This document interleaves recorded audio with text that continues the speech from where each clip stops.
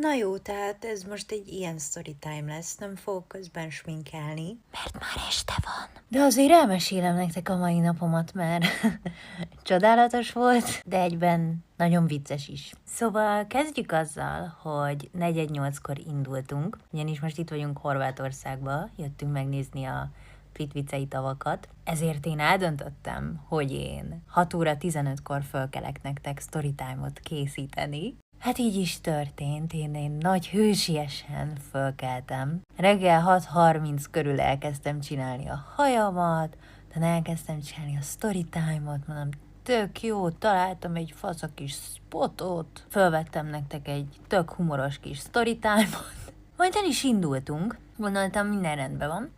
Rozika is jött velünk, megnéztük, gyönyörű volt, tényleg, de csodálatos volt. Majd vacsora előtt fogtuk magunkat, és Rozikát hazahoztuk a szállásra, mert már nagyon ki volt merülve. Mi elmentünk kajcsizni egyet. Útközben a kocsiba, na mondom, elkezdem szerkeszteni nektek a storytime-ot.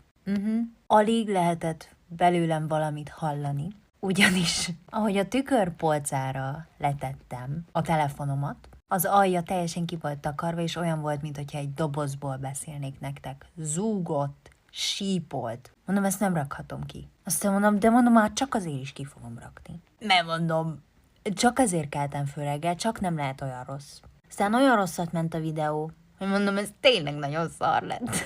Jó, mindegy, úgyhogy leszettem. Azt majd máskor elmesélem azt a sztorit nektek. Kicsit később. Az étterembe kezdjük ott, hogy nagyon bunkó volt velünk a csaj. Így a párommal így pusziszkodtunk, és nem vettük észre, hogy ott áll mellettünk. És így észrevettük, és mondtuk, hogy jaj, elnézést.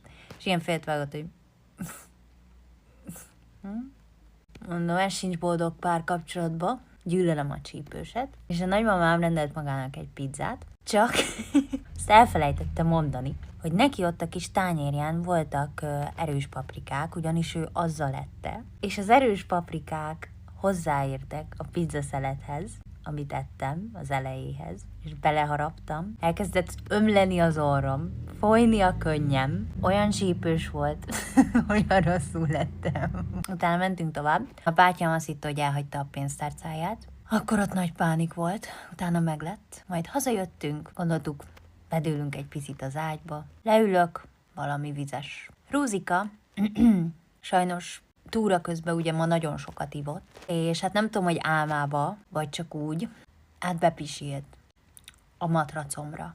Én meg beleültem, úgyhogy gyorsan lezuhanyoztam. Gondoltuk, kicsit kisuvickoljuk a matracot, utána megfordítjuk, hogy ugye ne